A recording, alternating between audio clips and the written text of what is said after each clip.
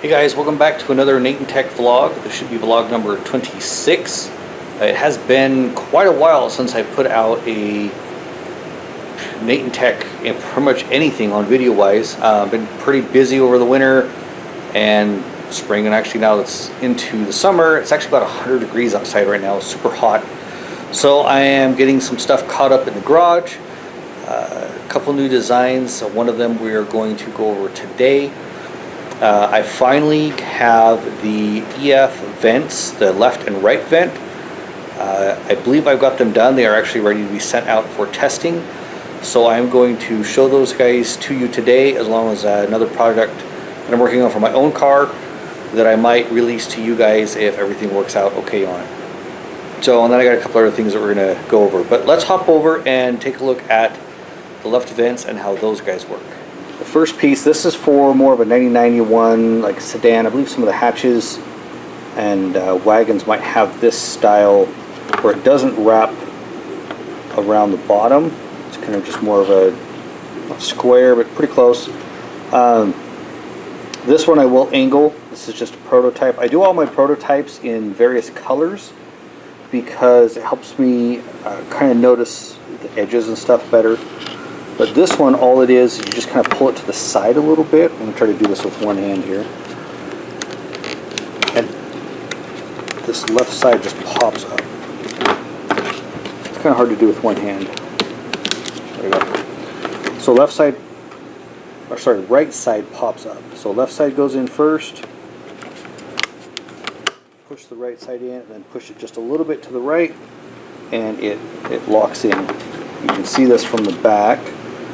There's a slight lip right there. It doesn't overhang much, but it's just enough where it doesn't have an issue. So I'm going to send this out to a couple guys for testing, probably this next week, and have them test, because we're probably going to have some variations in the plastic. So I just want to make sure that I don't run into any weird issues. I may have to bring this over just a millimeter or two to get that final fitment just right.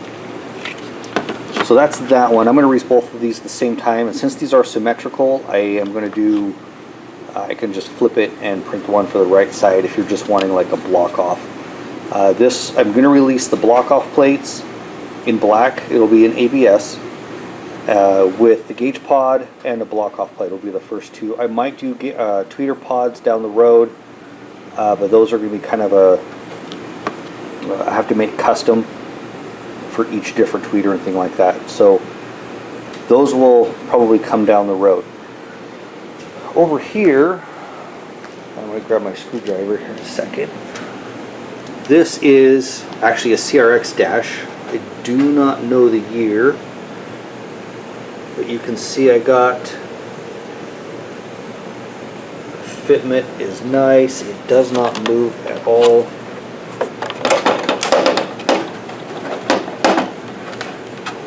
And it actually uses right here. It actually screws in. So once you this one doesn't have any clips, anything like that. There is an inside piece that you have to screw in to the dash. I'll show that here in just a second. I could not find a way that I could get these to clip in the way I wanted. And with this one wrapping underneath, I felt really comfortable putting a screw at the bottom, just like they do on like your dash covers or your cluster cover. So this will pretty much be the same design. Let me grab my drill here. We will take out the screw, and you guys can kind of see what.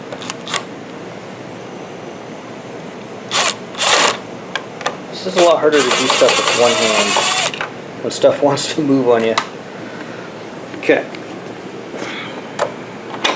So this just pops off. It actually has a lip on the top, so it sets into the top and won't come out, and then just pops into the bottom. It's pretty much that easy to pop on and off, and then it just has that set screw. So this piece is what pretty much you have to do the work on. If you look from this side, there are two screws here And on the newest version, I have a new version of this, it has a slot as opposed to just a hole. So you can adjust this up and down just a little bit to get that perfect fitment if you want. So there are 2 screw holes. I put I think it was a 3mm, I used a 3mm drill bit, drilled 2 holes in the dash, and it's just the inside of the vent, so it won't affect anything, especially if you're, you know, not using the vent anymore. And then there's the 1 screw hole here, and I provide all the screws. They will come with the kit. These will be available in just left or both left and right, and you pick what size or what style you want, block off plate, or if you want a gauge pot in there. But I am open to other ideas. If you guys need something custom, definitely let me know. Now that I have the design, the outer design done, it's really easy to modify to put in a gauge pod or, you know, a custom tweeter, something else that you want in there. So these will be done. Like I said, I'm going to be printing these out in ABS and sending them out to a couple testers and getting some photos and some feedback and make sure that everything is good before I add them to the website. I have, for my car, for my sedan Suki, I am building a kit to reverse the climate control and the radio. I actually want the radio up top and the climate control on the bottom. And this is actually a complete kit installed. The dashboard has not gone back into Suki yet. As you can tell, it's on my garage floor. This is not a full CD, it is just the media player, so it's actually shallower than the climate control. There's not enough depth back there with all the vents and stuff back there. But let me pop this off real quick so you guys can see what this looks like. So what I did is I just made basically an insert. And this, actually I don't even have this screwed down, this is just sitting there. But it comes down and sits on this little lip right here. If you can see, hopefully the lighting is good enough, you can see there's a little lip right here in the metal. Sits on that side. And on this side, it actually aligns with these two, so you guys can't really get it mounted on there incorrectly. And then these 2 holes are going to be probably just for some screws. I might put bolts in there, but they might stick out too far and hit the cover. So these might just be these little metal screws here. You'll just drill a small hole and screw it in just so that it's secure. And then the radio, this is a piece I actually have already on the website, but it's just a single DIN adapter that goes in the climate control spot. This one was actually a pretty easy piece. I've had it on there for a while. And then I do have, actually I haven't shown this to you guys either. Grab, if you guys saw my old screen, that went right here. So that's the old one that you guys have probably seen all over Instagram. So this is the old one, does not have vents. The new one, since I am working on getting AC in my car, has vents, and then I just move the screen up a little bit. And I'm trying out a new mounting bracket where there's actually a lip right here. And so it kind of works like that left vent, where it's got the lip up top that insets into this little lip here, so it holds the top, and then there's a lip right down here in the bottom, if you can see that. And then what it's going to do is once you put this cover on, it actually pushes it and holds it back. So it should sit just like that and not move at all. No clips on the side, nothing to break. Super simple. So hopefully this is going to be my setup. If I can get all the wiring and everything fits like I hope it does, that will be my setup probably here in the next week or two, once the temperatures in Boise Valley cool down. It's supposed to be 102 tomorrow, so I am not going to be working outside. I am debating on sinking this back just a little bit further. I'm not quite sure I like the difference. This just seems like it's out a little too far, so I might redo that and kind of kick it back a little bit. But other than that, I'm liking how all the rest of this stuff fits, and gonna make it available for anybody that wants it.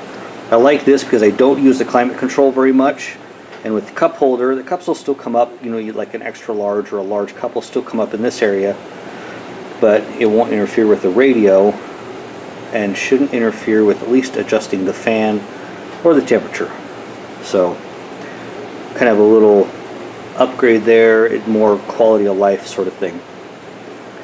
Last thing that I've got going on, and I'll have some more on this over the coming weeks, I have this is actually the first printer I purchased. It is going to be going into this box here. These three are running right now, printing all sorts of custom stuff for you guys.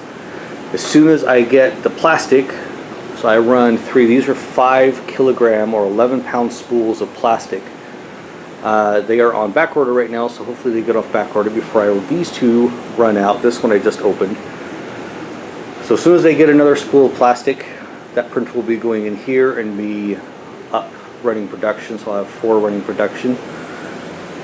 And this one is getting not replaced, but what's going to be going in this spot is a resin printer. And if you guys don't know too much about resin printers, it actually uses UV light to harden resin, which comes in bottles like this. I have a black and a gray that I've already purchased. The printer gets here tomorrow, or should be here tomorrow. A lot messier than normal 3D printing. There's a lot more pre and post work that needs to happen. You have to wash the pieces in like an isopropyl alcohol. So I actually went to Harbor Freight today, picked up a container to put the isopropyl alcohol in, and basically drop the pieces in here and kind of shake them around a little bit to clean off all of the resin that didn't get hardened on there. And then they have to actually be set out in like the sun or have a UV light to kind of do the final hardening on the parts. I'm not going to be using this for any of the big, the 3D printed pieces. I may print, some more of these guys with the resin. I think that'll be a little bit nicer, and I might be able to put a little more cool designs in them, and maybe start kicking those out with